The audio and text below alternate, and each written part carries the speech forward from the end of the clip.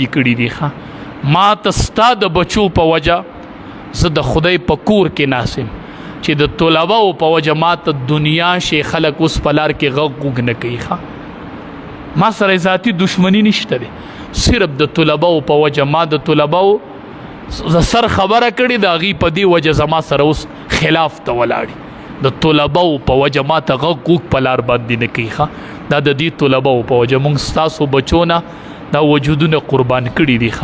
دا ژوند هم ستاسو د بچو سره تقسیم کړی دی ته لږ راشه ته وګوره زه ستا د بچي سره کومه رویه ساتم زه ستا بچي سره څه کومه زه ستا د بچي فکر کومه زه ستا د بچي د چای د روټۍ غور کوم چې مدرسې ته طالب راشي که نه وایي دا یتیم دی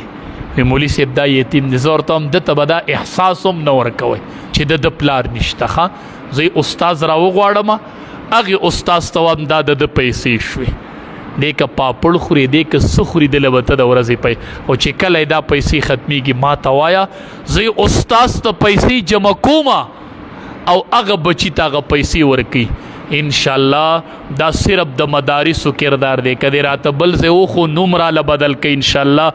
دا یوه مدرسه ده چې زه به حافظ بچی در کوم او تا ته به خیم او پلار به نه او زه به حافظ حواله کوم ښه زه به کونډې مور ته حافظ بچی لیږم ښه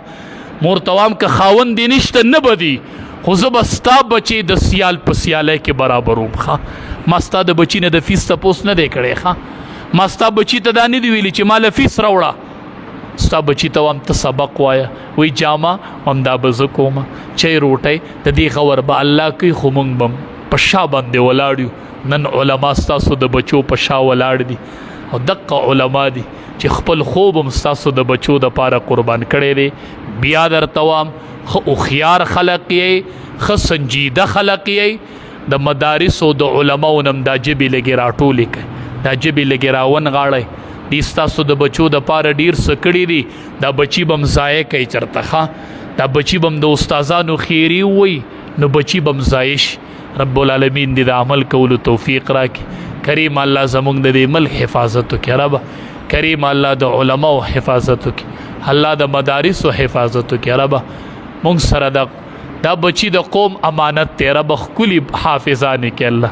با عمل علما یې کې ربه څنګه چې د پلار او مور ارمان دی چې زه به خپل بچی حافظ یې نیم ربه حافظ یې کې ربه عالم یې کې ربه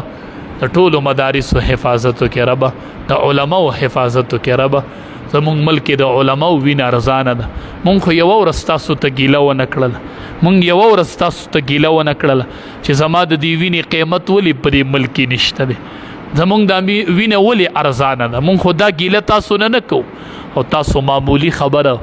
په علماو را پڼ کېږئ او په مدارسو را پڼ کېږئ ربه مونږ ټولو نه رضا شي ربه زمونږ د ملک حفاظت وکړي ربه زمونږ د ملک حفاظت وکړي ربه تمام مدارس کامیاب کې الله قرضداري د قرض نه خلاص کړي ربه بیمارانو ته روغ صحت ورکړي ربه څومره وفات دي د هغې مغفرت کامله نصیب کړي وصلی الله تعالی علی خیر خلقه محمد و آله